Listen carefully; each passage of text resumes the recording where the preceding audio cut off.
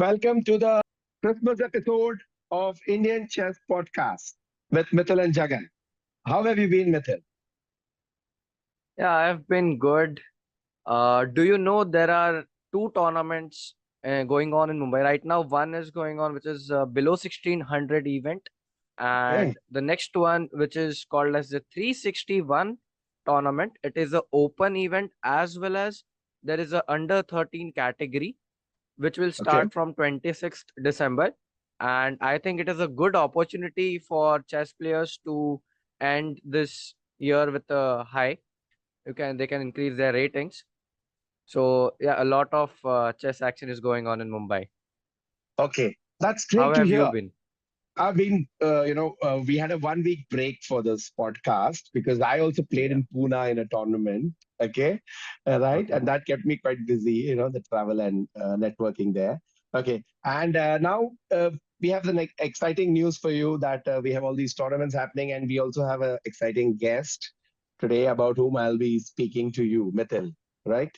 Okay. Okay. So Yeah. who is this guest and Okay. what is so special about this guest? Yeah, okay, okay. And before that, for the listeners, I want to say that do follow us on Instagram as Indian Chess Podcast and email us on Indian Chess Podcast at gmail.com. Okay. Our next guest is an active coach and an occasional player from Mumbai Dahisar, who is a postgraduate in commerce from R.A. Podar College. He has also been a blogger, a media person, as well as a social media and broadcast operations head at various times. I personally know him for his really wide knowledge of books, and I've many times, taken his help on that to guide myself. Right. Talking about none other than Shubham Kumthekar. Okay. And going on further about the intro, he's currently 26 and he had a peak rating, PDA of 1945. He's at present the coach of Upstep, and along with that, he also shoulders some important responsibilities. Upstep was earlier known as Chanakya. Okay. And he has been preparing their star students for winning laurels in India and abroad. He had also worked with Polo Chess before that. Shubham started playing chess at 7 years, and by 12, he had secured a rating of 1677. At 9, he had won his first tournament in the under 10 category. And would you believe it? He had scored 9 out of 9. Okay. As part of his college team, he won University Intercollegiate Chess Team Championships as part of the R.A. Podar College chess team. And he played for them on 4 occasions. That means 4 years. And in all those 4 years, they won the championships. And he lost just one game. That is quite a good record, I must say. Okay. Right. And in his chess playing career, his highlights have been to beat a grandmaster, that is GM Rasit Ziadinov, who was 2265 at that time, at the Goa International Open in 2018. And his only win against the GM that came in over the board in classical format. He has also defeated two IM in, again, I believe that was in Rapids, Aditya Udeshi and Naveen Khanna. Okay, he has drawn twice in 2 games against GM Alexander Motielev, a former super GM and world top 30 in Rapid at that time. Yeah, he was facing him in his academy versus Motilev's academy, that is Upstep versus Motilev. And this was in the chess.com championships. So, and Shubham is also an avid follower of cricket, and he has played it with something to show on that. And he's an avid foodie as well. We should definitely recommend you to check out his Insta and Twitter handles, which we will make a mention of, SSK underscore unplugged. We welcome Shubham Kumthekar to the show. Thank you, Jagan. It's a very lengthy introduction. That must have been a task for you, but thank you so much for doing that. Yes, So Mithil. hi Shubham. Hi, Yes. Mithil. Nice to So be here. you Nice to have be here. yeah. Thank you for inviting me first of all, because this is my first podcast appearance. Let's say, so yeah. It's good to We are see a honored. podcast happening closer to home. We have all grown up on Ben Johnson's Perpetual Chess podcast for all these years, and it's good to see something along those lines happening closer to home over here. So thank you so much for inviting me here. Yeah, even we are pleased to have you on our show. Definitely, yeah. So you have trained two students to win the Maharashtra State Championships as a part of Upstep. So can you tell us about that? So yes, I'm fortunate enough that Upstep Academy has shown that trust in me to train some of their, let's say, brightest talents. So the first of these achievements came in 2021, I think. It was online. Everything was happening online back then because of COVID. The events were happening on Tornado. So I've trained the student along with Upstep. His name is Vihan Agrawal, and I've been training him for about 3 years now. And of course, there have been some other coaches involved from time to time as well. Um, Mainly, Pankit Mota is one of the coaches as well. So this happened in 2021. It was an online tournament, and he just was cruising actually, and then he had a draw towards the end, and somehow in the last round he happened to face a player who had some dubious play. He didn't really play very fairly, and Vian was actually Mm. awarded the point. So it came in very tricky circumstances, the first victory, but I think Vian fully deserved it. He's one kid who has really worked hard, and it was amazing. And the second of these achievements came in 2022 when Amaya Roy won the under 68 championship of Maharashtra. And it was quite unexpected because she had some really tough competition. In fact, she had a very early stumble during the tournament as well.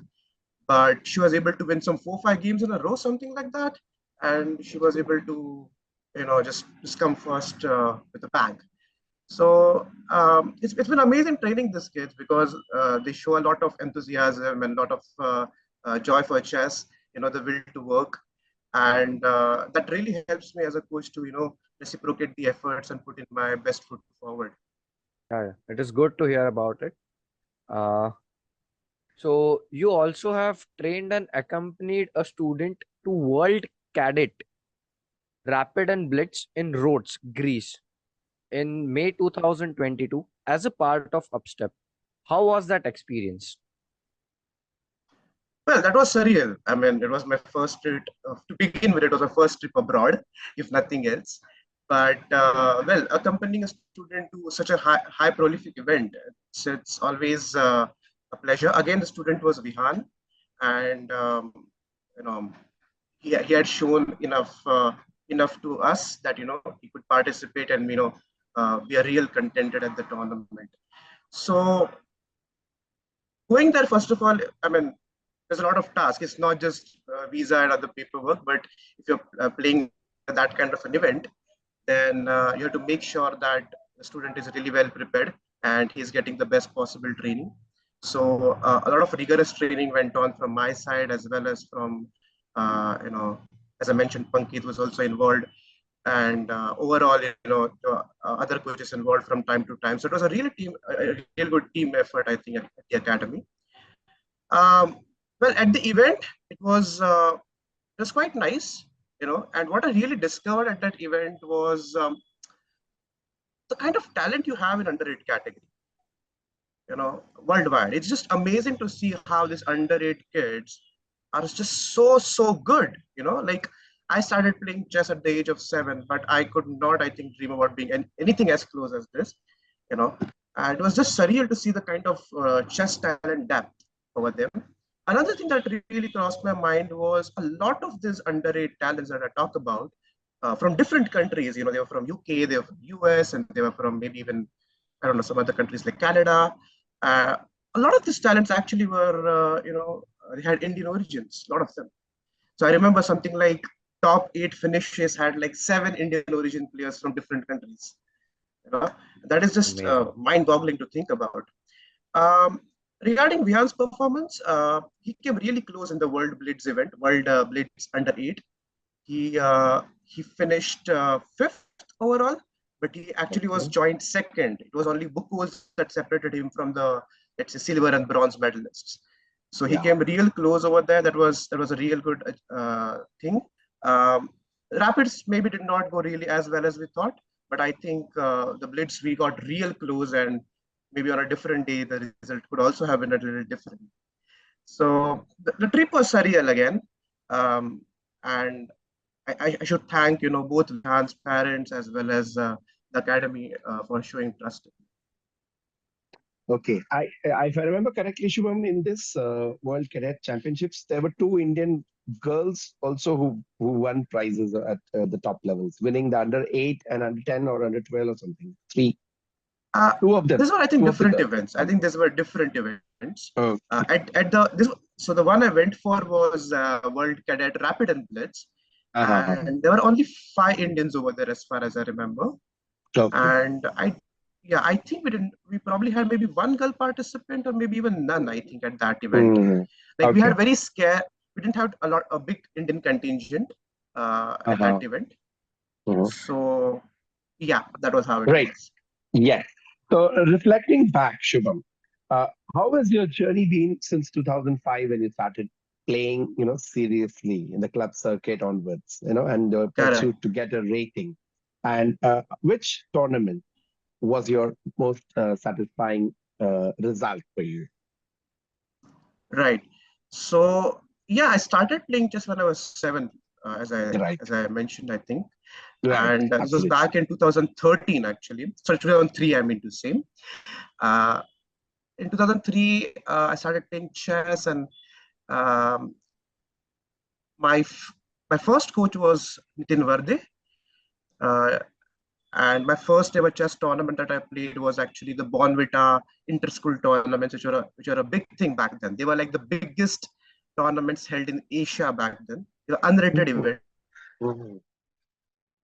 India, Okay. especially out of Mumbai, came out from those Mhm. events. There were players like Prasanna Rao, he became an IM. Players like Mhm. Pranav Shetty, a lot of these players played in the Bonvita events. Then, as you Okay. mentioned, I won my first event in 2005, and that was a real boost for me because it was winning by 9 on 9 was like something else, and uh, On thanks to cloud that nine. achievement, I was also yeah, that's a good one. Yeah, so yeah, I indeed was on cloud 9, and as part of winning the tournament, I was also fortunate to get some training from Praveen Tipse. It was in Praveen Tipse, who is the third ever player to become grandmaster from India, and I was fortunate to you know get some lessons from him. It was in a group setting, but it was still quite nice. Then going forward, I kept participating in a lot of weekend tournaments. I must say my first rating tournament took some time to come, but then I finally got a rating of 1677. This was around, I think, 2008 or something like that. Um, and well, talking about my most memorable tournaments, I think somehow my most memorable tournaments have always been team events. I feel Oh, it's a very unique setting. I don't know, and I've yeah, always yeah. Team enjoyed these events team are events. team events is a really different thing. Uh, Yeah, we have played against each other's teams in yeah, Kolkata, I guess 2019, I guess. Uh, yes. These were the yeah, national so teams. Yeah, national teams, yeah. So it was Maharashtra A. Shubham was playing from Maharashtra A versus Maharashtra C. So I think we yeah, played in the third last or second last round. Yeah, so it was possibly, a very possibly. good, yeah, yeah. It was a very good event as well as in that round, it was a very good fight. Like Shubham's team was highly rated, yet highly rated players like Pankit Mota, I think Sanjeev Nair and Harsh Correct. Kag, I guess. My And team Saira contained, Chittal as well. Yes. yeah, Sairaj was also there. Yeah, you had a reserve player. Our team was playing with, I think Akshay Sawant was there first table. I was there on the second one, and Pratik was there on the third, and Vishwadeep was there on the fourth table. I still remember that match. Yeah, yeah. Yeah. I remember my game finishing the last against Pratik that day. It's a Yeah, long I game. think it was like all of us were playing for like around 4 hours, and suddenly, one by one started like I think all the Yeah, games ended almost at the same time. I think just 3 4 minutes yeah, difference, and right. their team won with 4-0. Yeah, sometimes margin is not everything, I think. Yeah, it is a very close battle, Yeah, as you mentioned. So a lot of yeah. my memorable tournaments actually have been team events. Particularly the ones I played with the Podar chess team have been very memorable, I think. The first one was very memorable when we won in 2013 because Podar hadn't won for a lot of time, and to actually get hold of the trophy was very nice. Um, but I think the most thrilling was definitely the third time we won the event because I was not sure if I was going to be in the college anymore. I was in the third year already, finishing my degree. You know, so it was my last chance. Perhaps it was not to be. I played again. I did my postgraduate as well, but in the third, that time I did not know this, right? And I had this. We had this thought that we want to make a hat trick out of our titles. We had won for two consecutive times. We want to win thrice, and up till then I had not lost a single game, and suddenly I lose this game in 20 in that third edition, which was played in 2015, And and whom did our you team lose was to? almost close. I lost to Anand Prabhu. He's someone I've again grown playing with, like since 2003, I can say. So I lost this game. We were almost close to not winning the tournament, but then we somehow managed to win that match where I lost. And then we had this final round. We had to win on demand, you know.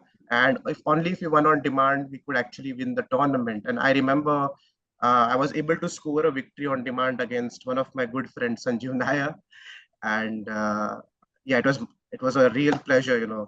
The feeling was unmatched, and the thrill of scoring when the situation demanded it really made that event special. I feel RA Poda's team has been a very strong team for a very long time. I think most of the players were like 2000 plus, I guess. Even when I started, like I'm younger to Shubham, but even when I started, even that time, Poddar was the only champion. I guess Poddar has won for 5 times, I guess, or more than that. Yeah, we won 5 times. One of the years I Yeah. was unable to participate because of some work commitments, but yeah, in those days we had a very good team. Especially, I think in one of the years we had Rakesh Kulkarni as well as Mithil Jagan on the same team. So uh, Rakesh, of course, is an IM now, and Mithil is an FM now. So both very strong players. And I think our team had rated players on all boards. All like Hmm. 5 6 boards we had, and we had rated players on all boards, and all of us 1700 and plus usually. Plus.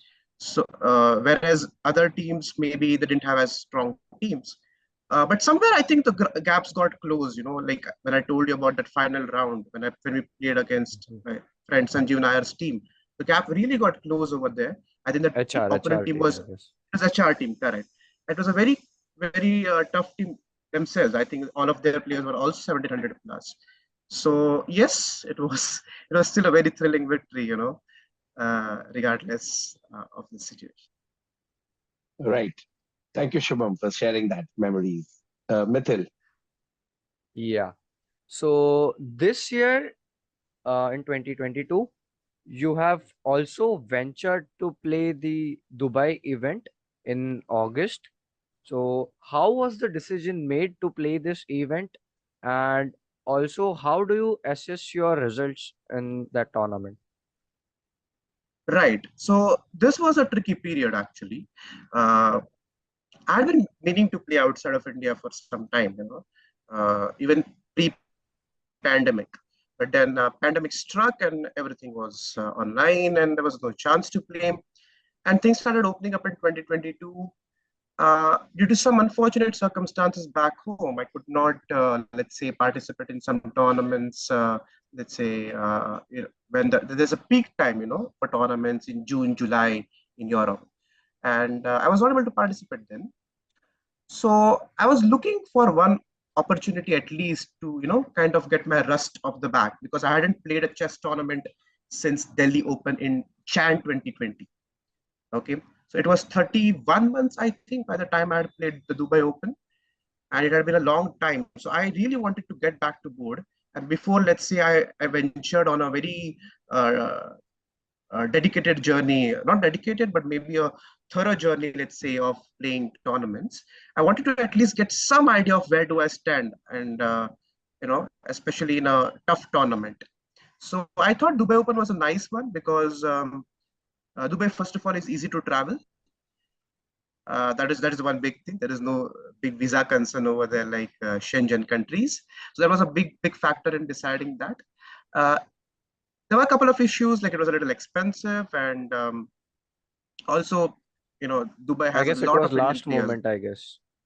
Yes, I paid the entry on the last day, of the period, and yeah, so Dubai Open traditionally, all tournaments UAE traditionally had a lot of Indian players. So I expected that, but again, the expectation was very clear that most of these players maybe will be higher rated than me, so it's fine. That much of a problem. And my goal was very process oriented. I thought at that point, I did not have a goal like I want to increase 100 points. You know, if I had that goal, maybe choosing Dubai Open was not the point. Uh, Hmm. but my goal was to get an exposure before I venture into some Europe tour or something like that. And I think Dubai Open did where I stand post pandemic in my chess. Talking about the results, I think I had a tough time initially. My first win came probably in the sixth round. So first 3 rounds I lost against higher rated players, all of them about 400 points above me or something like that. Then I had a couple of draws against lower rated players, one of which I should have clearly won. So I was on this really bad score of 1 out of 5. But one thing I always believe is that, even if the tournament is not going well for you, you can always turn it around. You are just one win away. It's like in cricket, let's say. You are one good Right. knock from a good form. So Yeah. I trusted myself, to come back. I have done it in the past. I knew I could do it again. And then I was able to score some 3 points in the last 4 games. After being on 1 out of 5 That's initially, phenomenal. I was able to score 3 out of 4 in the last 4 games. Yeah, including a win against a high rated player from Uzbekistan. So overall, I lost 6 rating points. I was 1800 exactly rated then, and now I'm 1794. But Okay. so that was a Oh, small thing, but it's fine. I mean, Mhm. that's not a big thing at the end of the day. What was important for me was the experience and a lot of lessons I learned, like how to turn around a tournament. Like what mistakes are you making against these very strong opponents, uh, and basically what is basically needed when you venture out into foreign tours, uh, you know, to play tournaments. So I think I'll be in a very much better situation when I next time go for abroad tournaments. Right, so Shubham. thank you, Shubham. Like it was very motivating to um, know that you turned it around. Like you won 3 matches in the remaining 4 rounds. Also, can you tell us about the Dubai event? Like most of the participants are Indians.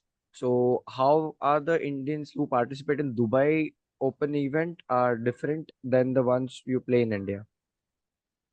Right. So a lot of players in Dubai Open were, like I mentioned, they were higher rated Indians. Mhm. Lower rated were Indians were not as much. Maybe there were a few, but again, they were like some of them were based in UAE already. So the main difference was they were higher rated. And if they're higher rated, you always have a good chance, no matter what. Another thing was one difference you can definitely make out. A lot of good, strong Indian GMs who don't participate in, let's say, Indian Opens were participating in Dubai Open. So you had the likes of Arjun Erigesi, playing there. Mhm. And the tournament was won by Arvind Chidambaram, I think. I hope I'm getting that right. Yes, Uh, yes. We read about that yeah, one big win he had, Arvind Chidambaram. Yes. yeah, I think he won against Arjun himself, if I'm not mistaken. Yes, you're right. Uh, yeah. So then there was Ronak playing there. So all these really strong Indian prodigies whom you don't really see in Indian tournaments, I had the chance of seeing them over them. That was one big thing. And yeah, as I said again, most of them were higher rated, so it's I think fine. That is the thing. It's not a big deal. Um, but I think what I also noticed was a lot of Indian players are, they're much well prepared, let's say, than other players. You know, Right. They and take it those seriously, right? they take it very seriously, and they're very resilient as well. Mm. So I was unfortunate in that sense to face a lot of Indians initially, but I think if my goals were very process oriented, then it was exactly the thing that should have happened to me, and I'm sure it made me much stronger actually. Right. Shubham, I also wanted to ask you one thing. You have worn so many different hats during your chess career, and I've worked, uh, you know, before this with Follow Chess for close to 6 years, and now with this academy for the last 4 years. So, how does one take that decision to, pause playing when playing is the most exciting thing for me, especially. I like to play and don't do anything else. I even forget my podcast when I'm playing. So how do you deal with this thing and how do you grapple with it? And is it a difficult choice to make? It is. I'm not sure if it's a difficult choice as much as it is a difficult art of juggling. Let's say, Yes. it becomes tough to juggle a few things. So yes, I used to work with Follow Chess until I think the end of 2021 till December. Hmm. Hmm. So over there, I had a few responsibilities like blogging, doing some interviews there, and uh, some social media stuff. I used to manage their social media. I used to manage their broadcast operations, and as you said, I also was working with Upstep for like 3.5 years now. Prior to in those days, I was allowed to, let's say, have other obligations outside of Upstep. So, but then there were some changes, and now I'm exclusively working with Upstep and not with Chess. Good. So it, I think it just happened very organically. I would say the change from Okay. doing other things to coming to play, let's say from playing chess to going to other things. Because as I said, when I played a Jan 2020 tournament in Delhi, Hmm. Hmm. after that the COVID struck in like 2 months and Yes, absolutely. everything shut down. I wasn't very keen on online chess overall because of the cheating issues. I think it becomes very tricky. Who's cheating, who's not cheating. So I didn't really participate much in online tournaments. And coaching became a mainstay. Okay. Plus, tournaments increased quite a lot. You know, like after at a certain point, like at a point when the code was just beginning to go away, like there are offline tournaments as well as online tournaments. So the work at Follow just also went up. Yeah. There was around a time when Asim Pereira, the founder of Follow Chess, also quit. Okay. So my work also kind of went up at that point. And I think it just demanded a different version of me at that point. I had to put in more work and focus less on playing.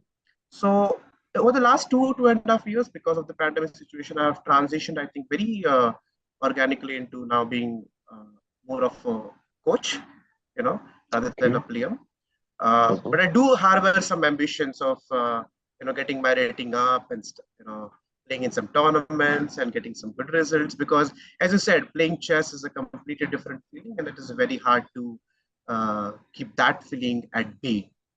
Yes. So yeah. Right. Okay, so now let's talk about some preparation secrets about chess. So, Shubham, I would like to ask you a question about opening preparation. So, as a coach myself, I get this question a lot of times by students or parents or some people who have just started chess, like who are adult improvers. So they ask me this one thing: should we play one opening for a certain period of time, or should we play a lot of different openings? So, what do you think? Yeah, it is a very tricky area of the game, I think, and many people, especially I feel lower rated players or beginners, they tend to make a mistake here. So I would like to divide this into two things. I think the advice really differs for lower rated players versus higher rated players. So let's say someone under 1400, would maybe have a slightly different approach, and someone maybe above 1400, 1500 could have a slightly different approach. So what usually happens when you are, lesser rated, or maybe you're less experienced, maybe after all, is that you need to get more experience about certain kind of positions.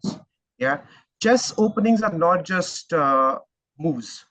Yeah, they are plans, they are structures, and they're linked to the middle game as well.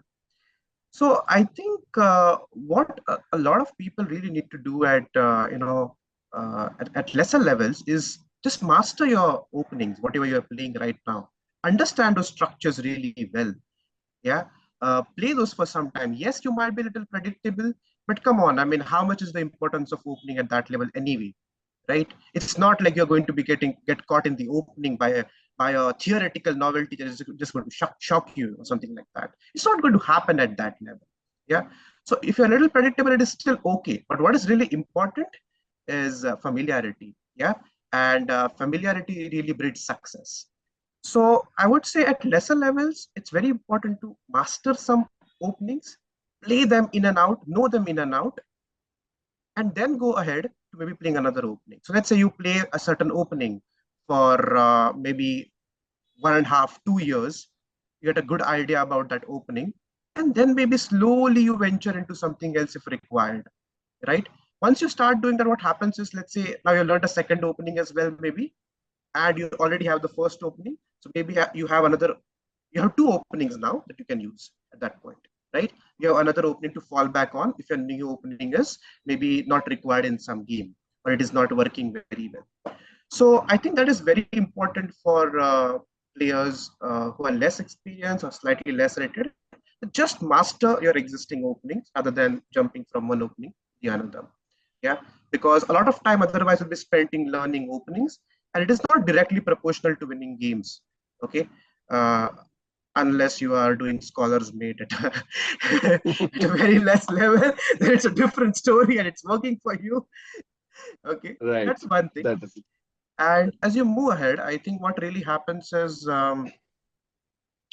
it is important to then be less predictable. So you need to have a couple of openings or even more openings in your armory. So as you get closer to, let's say, 1600, 1700, 1800, 1900, the more you go up, the more it is important to have variable openings, I think. Yeah. Again, mastering the structures and plans is still very essential. But by the time usually when you reach a rating like 1600, 1700, 1800, you would have already played a few openings in your life usually. Yeah, so you might have a couple of openings to fall back on, and then you add another. Maybe some players also start playing both e4 and d4 with white. Stuff like that becomes very much possible. um, so yeah, if I have to put it in a very succinct way, my advice to lesser rated players would be stick to your openings for a long time, understand them, play them, know them in and out before venturing into other openings. For advanced players, my advice would be, what? Now it's your time to maybe vary a little bit into your openings. Yeah, try out some new openings, because one very important element of chess success is also the ability to play different types of chess positions, right? And different types of chess positions or structures usually come from playing different openings, right? So it becomes more and more essential to play different openings the higher your rating goes up.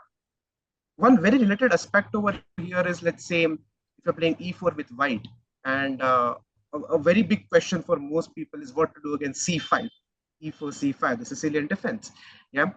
Now, I personally think that when you're a beginner, it is maybe not very wise to play something like an open Sicilian, because if you play the open Sicilian with white, when you are a beginner, you will be spending a lot of time learning theory, and you will have to learn theory for Naidov, for Dragon, for Sveshnikov, for everything.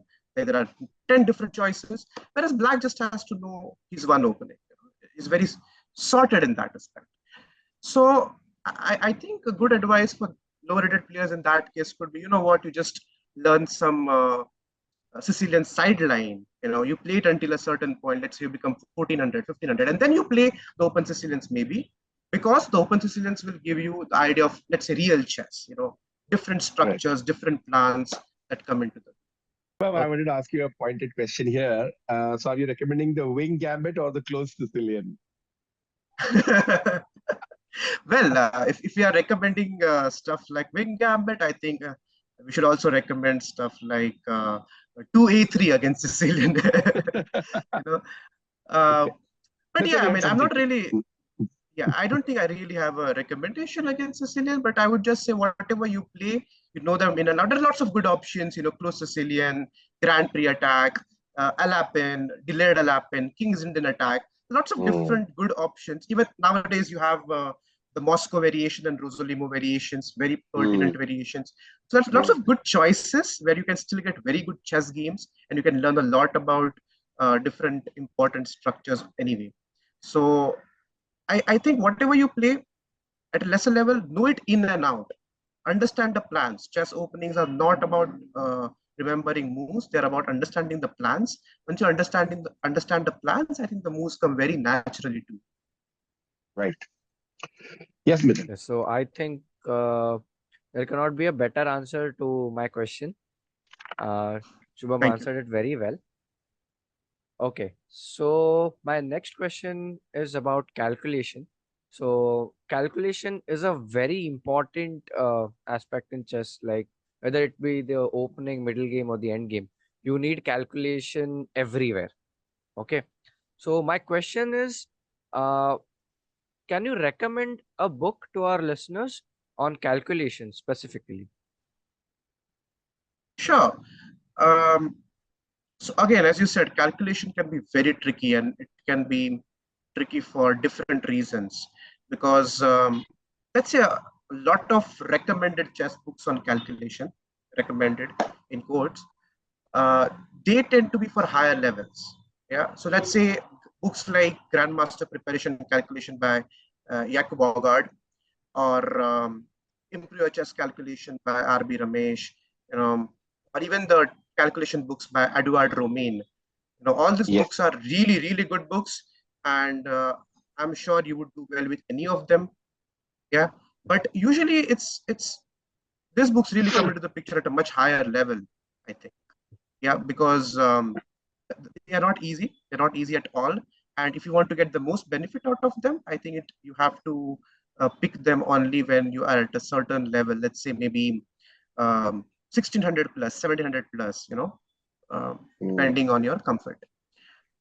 So yes, for higher rated players, of course, there are lots of good options in calculation. Dvoretsky's books again come to mind if you think about it. Maybe some stuff by Yusupov as well.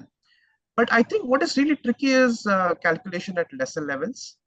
Yeah, it's not so easy. I think maybe.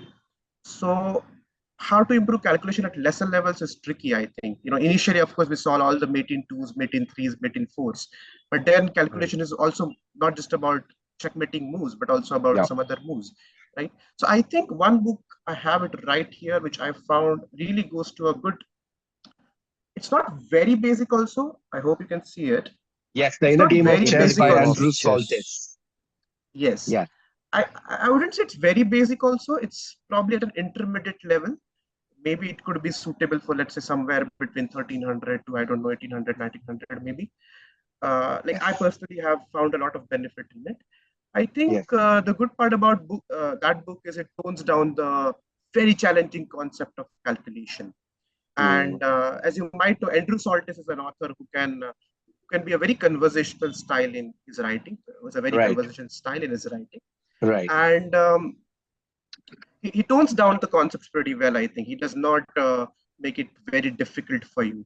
So I think that book is nice. Although I will still say it is still challenging, but Mm, definitely much more accessible than jumping into some of the big books that usually get right. recommended. You know, Right. another very interesting book I found. Not It's not an interesting book on calculation, but there are a couple of chapters in that book. It's called "Improve Your Chess Now" by Jonathan Jonathan Tisdale. Tisdale. Yes, yes. And this book is very interesting in calculation in the first two chapters. It discusses a few thinking methods. Again, it is not too, not too much on the lesser end also, but it is not too difficult also, I think. Both these books also focus a little bit on visualization, which is very important. Like we all talk about calculation, but sometimes we forget about visualization. How to visualize positions? How can you visualize clearly? Because if you ask people, there is no clear solution for that, right? So I would like to point out this one thing in the Improve Your Chess Now book by Jonathan Tisdale. He talks about the concept of stepping stones method. Okay. Now, basically, the idea is that, what, if you're calculating, let's say, a 6-move variation or 7-move variation, something very, very long and challenging. One very common thing that you might observe in your games is you calculate this 6-move variation, you come back to the initial position, again, you calculate 6 moves, and you just keep doing this back and forth, and we waste a lot of time coming back to the initial position, right? So a very important technique is given here by Tisdale, which is called stepping stones method. What it says is, okay, let's say if you're doing a 6-move calculation, maybe where you are comfortable, let's say after 3 moves, okay, you take a mental picture in your mind about that position, keep it very secure in your mind. It's like a stepping stone before you get to another stone, and use that position after 3 moves as a benchmark for coming back from calculation. So if you're calculating 6 moves, you don't have to come back again and again to that first move, unless really required, unless there are many options over there, then it's a different story. But if it's a very forced calculation and maybe the variations are there after 3-4 moves, you can only come back to that position and not to the initial position, right? That saves a lot of time, and that's a very efficient way of managing your calculation process. So a couple of these things are a couple of books, as I mentioned, Inner Game of Chess and Improve Your Chess Now are very nice. Improve Your Chess Now, again, I want to mention, it's not entirely on calculation, but there are a couple of really pertinent chapters on this topic. So I hope that answers your question. Yes, No, definitely. Thank you so much. I really liked your explanation. Like the stepping stone method is, I think, very useful. Like a lot of our listeners will benefit from this method, I think. Shubham, what about this recent book which has come on evaluation? There are not too many books on evaluation, but recently Eugene Perelstein wrote this, what has been recommended, and as a slim book as well as probably very affordable.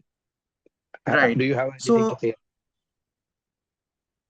okay. So, a disclaimer: I have not looked at that book Okay. inside, but Right.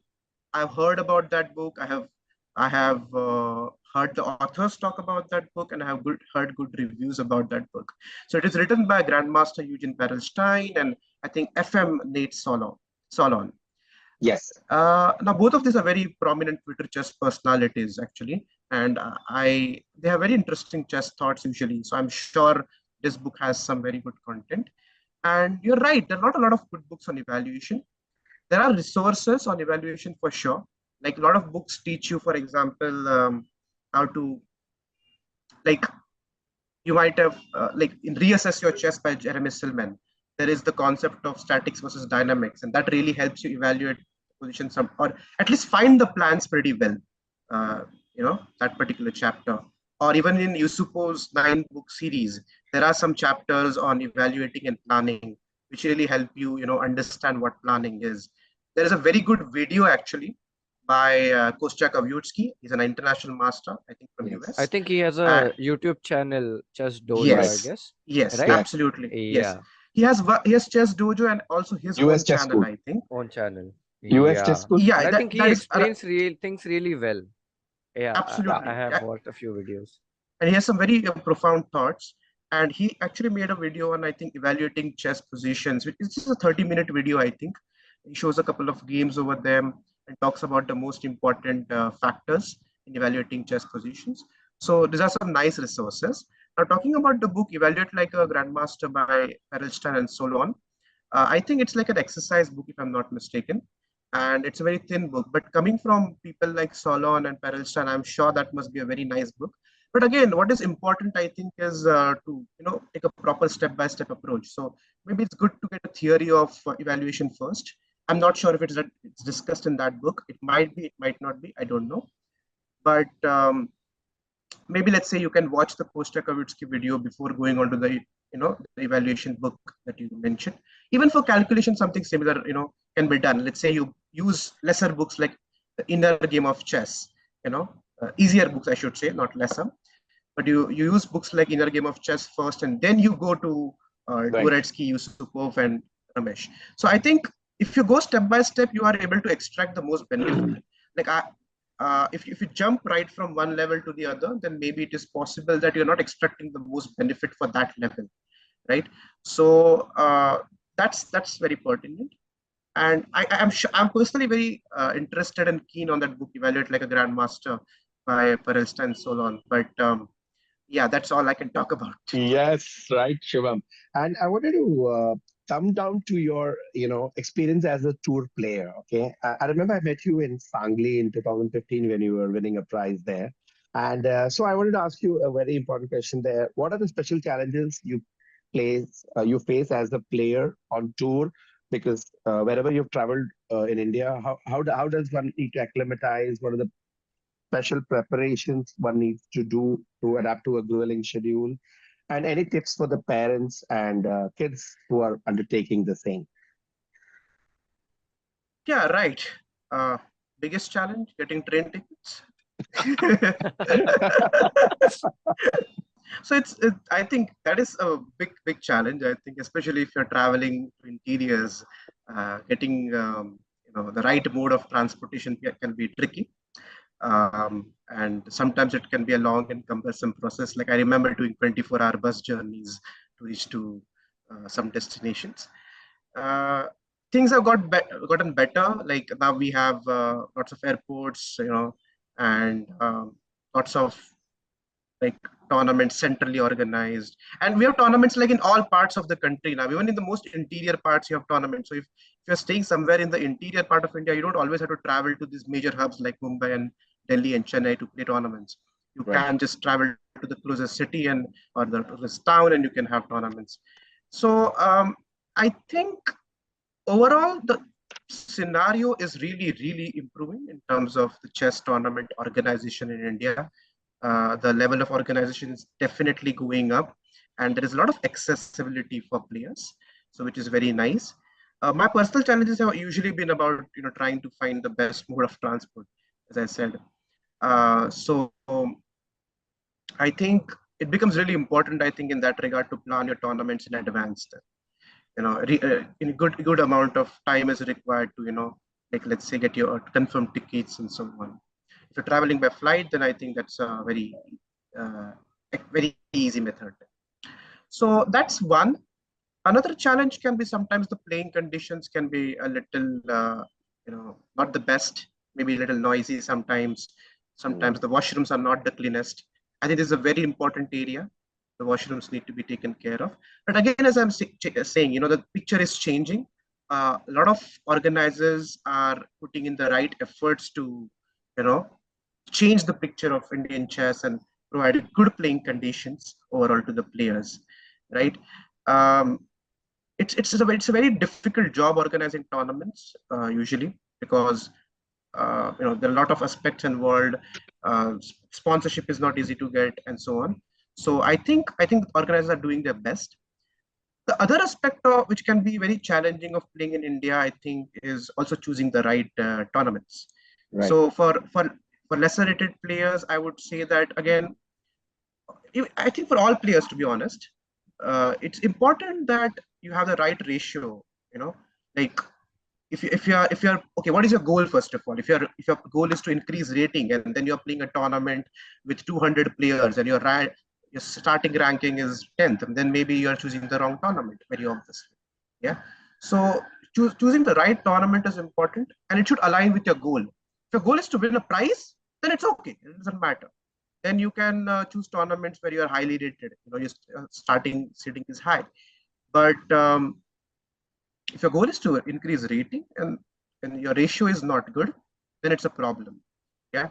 So let's say if you're unrated player, then ideally what you would want is a tournament where rated players are much more than high unrated players, right? Or if you're lesser rated player, what you would want is uh, high rated players being more than unrated players, and so on. So choosing the tournament is very crucial, and I think parents should take that into account. Okay. Um, yes, accessibility is one aspect, but if there are multiple tournaments that you have the option to, then I think choosing the tournament with the right amount of ratio is very important. So that is usually again for everyone, but even more so for lesser rated players. As you go higher up, then I think the kind of tournaments you play change. And I think there is another challenge over there that I think you might agree, I think, with this, that it is very important for the tournament organizers to keep a very strict cut at this international open tournaments. Yeah, because it can get really blood. And honestly, I know that I have played Yeah. myself in tournaments when there are about 2000 and I'm 1800 rated and I'm playing that I'm being allowed. I'm being allowed, so I'm playing it, of course. But I think if the Yeah. organizers can make a very strict cut, they can say, you know what, we're only go. And I think India has plenty of tournaments to provide for different cuts. Like you can have tournaments about 2100, about 22,000, above 1800, above 1600, and so on. You can have very different kind of cuts to cater for a lot of different kinds of players, right? I think some tournaments have done very well in that regard in the past. I remember the Pune GM tournament that happened Yeah, sometime yeah, they recently. were very strict about their cut. They were Absolutely. very strict. And Pune organizers, I think they are very professional. Whether even if it is a 1 day event, if the time is mentioned 8 o'clock, the first round is going to start. They will start at 8. No Yeah, changes there. yeah, And yeah, I think this is how the tournaments should be. The last event which I played, as you mentioned, there should be a proper cut. So it was not maintained over there, and I was very disappointed. And I haven't played a tournament since then, maybe because I have some other commitments too. But yes, the cut should be like what you mention in the brochure, you should follow it. yeah, This is yeah. what I feel. Or I Yeah. think, yeah, or you just have a certain limited number of players. It Yeah. should be very clear because it is Mm. not just about. I mean, I understand that sometimes the organizers also want entries to come and funds can be an Mm. issue. So that is a big thing. Mm. But I think Mm. these things really need to be taken care of beforehand, and not allow this, participation of lesser rated players. And I'm sure I will personally suffer because of that in some tournaments because if it's about 2000 tournament, let's say I cannot play that. But it's okay. I think it's only fair for people who are trying to get norms, right? Because lots of time Yes. what happens is people are trying to get norms and they face a let's say a very lesser rated player. They're facing 2100, 2200, 2000, 2500, and suddenly they face a 1500 in between. So their entire tournament can go for a toss, and I think that definitely requires some addressing. But again, And that's as I'm saying, that Mhm. things are getting better. Like there are organizers coming up who are stepping up and saying that what we will have a strict cut. There are organizers who are making sure that the tournament playing conditions are very nice. Some organizers even provide some good accommodation. So overall, I think the situation is really changing, and a lot of credit does go to ASAF for that. I think the All India Chess Federation. But of course, there's always room for improvement, and I'm sure the organizers will do the needful. A related question I have for you, Shubham, here is as a player, what was your aim ahead of each tournament? Did you set some goals, targets? I think you must have referred this, but I'm going to ask you to a little bit make it easier for others. And how much preparation did you put in before a major tournament? Let's say like you went to Dubai in September. And how do you spend the days during a classical tournament, which is like 6 days or 7 days maybe? And also, what are the ways of relaxation that you choose and works? Question was like, as a player, how did you prepare yourself for each particular tournament? What is the specific, how did you go about it? Mentally, I'm talking about only like the mental mindset, preparation. I guess. And Yeah, the, and what's the the mindset? Yeah, preparation with and the kind respect of to and either the kind of players. goals you have. Yes, Yes, yes, yes, yes, yes. yes, yes. Okay. Yeah, Okay. So yeah. Okay. I think I'd go step by step, take one question at a time. yeah. Uh, I think over a period of time, my goal setting has changed a lot for tournaments. Like initially, I was like, no, I have to increase this many points and I have to maybe get this much play, this rank plays or whatever it is. And I don't think that really worked well for me. I mean, setting very let's say, target oriented goals did not really work very well for me personally. I think it might work for some people, but it may not work for others. So I think a lot changed around 2018, at the time, let's say, when I played the Goa GM Open, where, as you mentioned, I had the opportunity to play against Grandmaster Ziadinov and win that one, in that game. So I was reading this book called Relentless by Team Grover.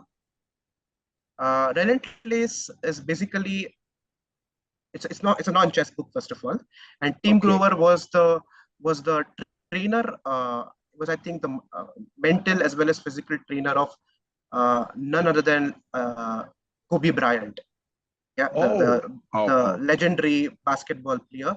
I think he was Yes. also trainer of some other people, like I think it is some Wade or someone. I'm not very familiar with basketball players, but I think it was Dwayne Wade. And there were some really legendary players that Team Grover has trained in his career. So I picked up this book by him called Relentless. And one very important concept he mentions over there is this thing called don't think. Yeah, don't think. It's just that it means that basically don't think too much about your performance. Like, don't think, just keep doing the thing instead of thinking. Yeah. So one thing he outlines over there is the concept of done next. Yeah, basically, let's say what happens is, quite often, let's say you have a bad tournament, you lose the first 3 games maybe. Yeah, that tournament can quickly spiral into the worst tournament of your life. Or there is another possibility: you start really well, but then you take pressure on yourself. Or you maybe just chill, you are like, I can beat anyone. Yeah, I'm beating these big guys, I can now beat anyone. So it can work both ways. What Dundex says is that, what has happened is great. You won the game, great. Lost the game, okay. What is important is then to approach the next game at your optimum level. You keep going and you don't think about it. You don't think about it, just approach the game. Yes, you learn the lessons from the past. It's not like you don't learn lessons from the past. You take the lessons, you apply them, but that's all. You don't think too much, you just keep doing. So you won the game, great, done, next. You lost the game, okay, done, next. You draw the game, okay, done, next. You win the tournament, still done, next. You become the world champion, still done, next. Yeah. Yes. So Yes. because Yes. there's always something more to conquer. And that's exactly the mentality Kobe Bryant had, and that's exactly what made him such a legend. Like, I have never followed basketball, but I became a big fan of Kobe Bryant later, just because of Team Grover's writings. And yeah, I was very saddened when Kobe Bryant, passed away in the unfortunate, I think it was a helicopter crash. Helicopter crash. Yeah. So yes, yeah. So may his soul rest in peace. So I think that approach really helped me. So I remember when I won against Grandmaster Ziad, it was the first round of the Goa Open, and that tournament also had a special prize if an untitled player beat a Grandmaster. Okay, Wow. now imagine it's the first round and I already secured a prize by beating a Grandmaster. So that In was the Nice. like, first round. uh, Okay. yeah, yeah, Mhm. that becomes very tricky. Yeah, you are already like on a different level. Yeah, so it is very Yes. easy for you to become very relaxed and very lazy. But my approach was very simple. I was like, this is done. Now next. The next game is equally important. Again, I lost the next game against a high-rated player. It was Sahil Tikku. Now he's a very popular streamer, so everyone knows. I lost to Sahil, and then I had a draw against another 2100 player. And the tournament actually was one of my best tournaments in my life. I was able to increase some 35 rating points. So I think the done next approach has been a very, very big game changer for me. Another big game changer for me has been the book Atomic Habits, because in Atomic Habits, he mentions that you should have process goals instead of, it's a target goals. Result. Yeah. So, Result. yeah, the result oriented goals, absolutely. Hmm. And that is very nice because results will come. You have to put in the effort. You have to put in the effort. Sometimes the results will come after maybe just a few weeks. Sometimes the result will take many months, and sometimes the result will take years. It's about persisting, grinding, and that's why I think the process goals are so important. So process goals and done next are two approaches that have really helped me um, structure my approach to playing chess tournaments. Now, when it comes to preparing for chess tournaments, I think there's a different approach required when you are preparing normally and when you're preparing for openings. Sorry, when preparing for tournaments. When you're preparing normally, what you require is, let's say, a more holistic approach. You're working on different areas of the game, calculation, planning, tactics, and so on. When tournaments come closer, I think openings and tactics become more and more important. So that has traditionally been my approach. As tournaments come closer, focus a little bit more on openings and focus a little bit lesser on other areas of the game. Tactics are equally important to stay very mentally sharp. Honestly, when I went to Dubai Open, I was not in the best possible shape because of work commitments.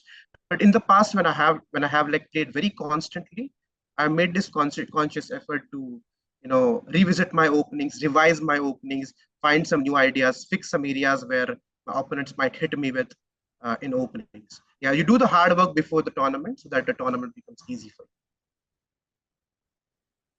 So Shubham, you were going to also tell us about how do you unwind while playing a long tournament. Yeah, I mean, it's. I think I have a very have a very easygoing approach for that. I unwind Okay. in the most basic ways. Like I just do what I feel like at that moment is what my short answer would be. Like a lot Mhm. of times I find myself nowadays just scrolling through memes. Yeah, Okay. Mithil knows that. Mithil knows that. I think Yeah, we share a lot of memes on yeah. Instagram. Mhm. So so if it's a tournament going on, I think just scrolling through memes, after a tough game is one of my ways to unwind myself. Um, Another thing I'd like to do is, I like good food, so I try to have some good food. That's one of my favorite ways to unwind. Just get some good food and enjoy that, and then you feel all good. Mind you, this is not before a game. Before a game, we try to eat the most nutritious food, but this good food can be reserved for later at night.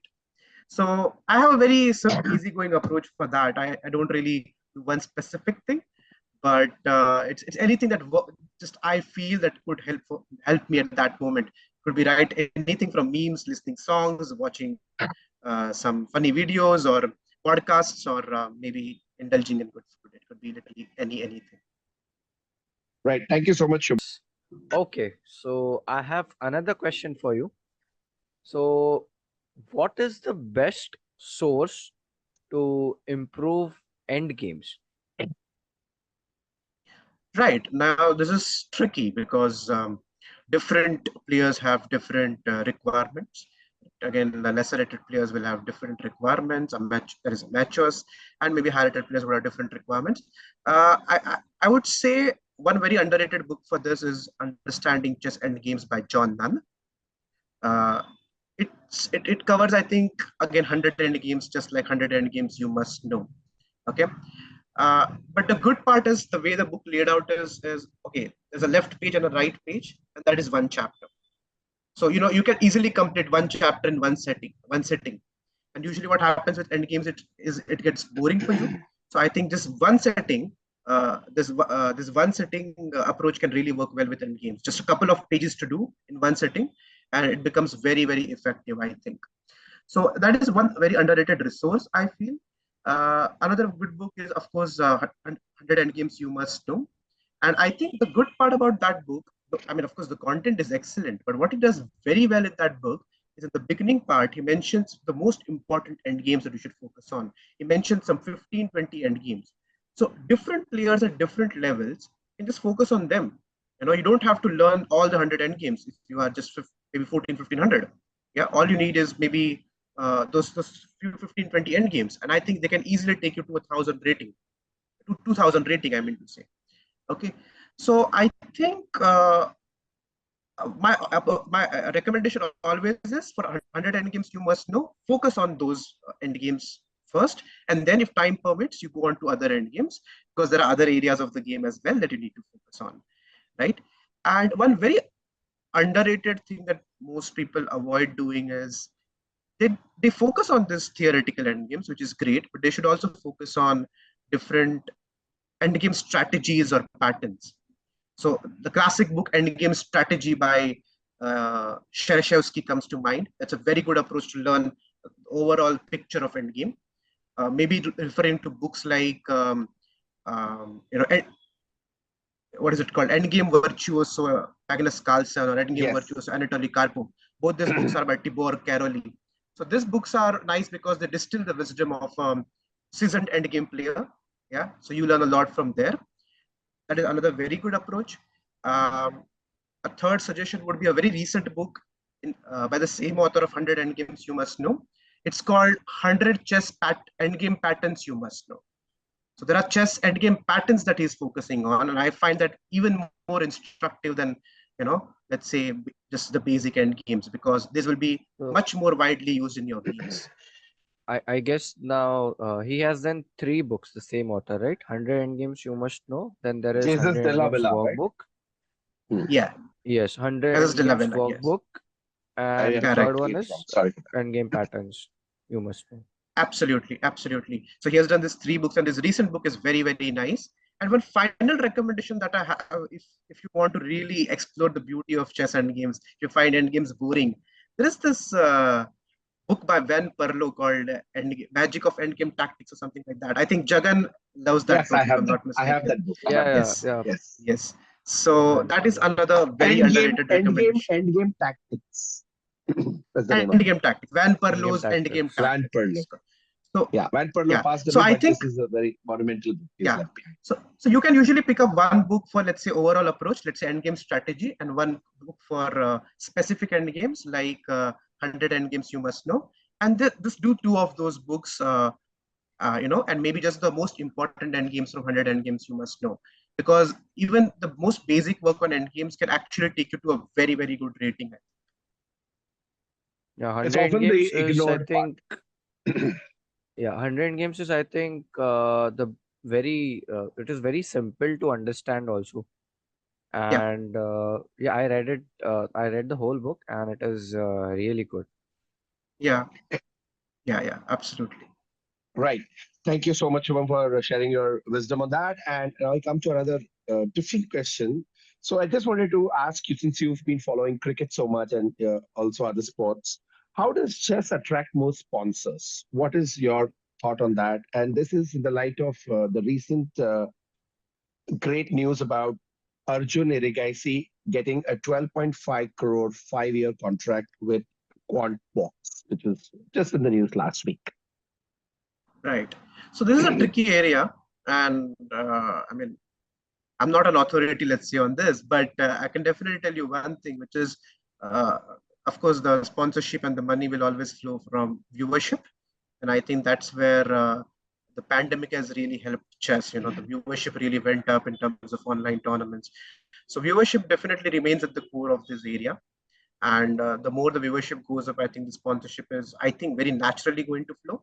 One another thing that you need to, I think, tackle as part of this thing is. Make sure that chess cheating goes down, or is at least regulated and controlled and punished. Otherwise, the sponsors might be, scared of sponsoring chess events. You know, they might not see any benefit in it. So I think increasing viewership and, yes, maybe just protecting the cheating area can be very, very important. Although I definitely feel that, okay, not every event is about viewership. There are some events that can get the benefit of, let's say, other events. Maybe you have higher viewership in some other event and lesser viewership in some other event, but that is not so. It is not just like, you should have events only with high viewership. You can also have events with low viewership that are actually good for chess, like good classical over the board tournaments. They definitely attract, let's say, less viewers than maybe online rapid or blitz events, right? But by no means are they any lesser. So sometimes there can be a transfer of benefits, what I feel, and we should definitely not ignore this nice over the board classical events, which are, I think, equally important. All right. Thank you so much for sharing your views on that. And now we will have a very new and interesting segment called the rapid fire round. Absolutely. Okay. So the first question: team events or solo chess tournaments what did you enjoy playing more? Team events. Right. Book or DVDs or PGNs? What do you use for your tournament preparation? Physical books for normal topics, for openings, definitely chess based, chess or computers. Perfect. Right. Again, for your training, would you prefer classical, OTV, or online blitz? Uh, for training, I think online blitz is a very good idea, and Right. in order to prepare for tournaments for sure. Okay. But That's in a great. limited amount, because otherwise it just shoots up. It's just an addiction. Yes. Thank you for the caveat. Okay. Now the next one. Player or coach? What makes you happier? I think coach. I like Okay. being the man in the background sometimes. Oh, that's lovely. Okay. Now comes a very important question. Tendulkar or Anand? Who has been your biggest hero? Definitely Vishyana. Definitely. I wouldn't be here if not for Vishyana. Right. That really makes me rejoice. Okay. The next question. Your one favorite chess book games collection. Games This collection. You have to is give the name. tricky. This is tricky, putting me on the spot.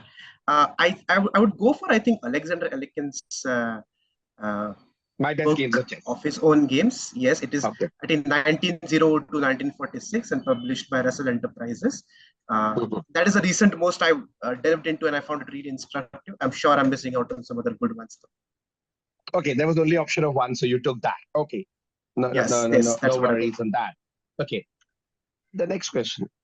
The Olympiad held in 2022 in Chennai, July, August, or the World Championship 2013, what was the bigger honor for India to host? I think the Olympiad, because just the sheer volume of players and Okay. number of countries participating, it's just Okay. amazing. Oh, thank you. Okay.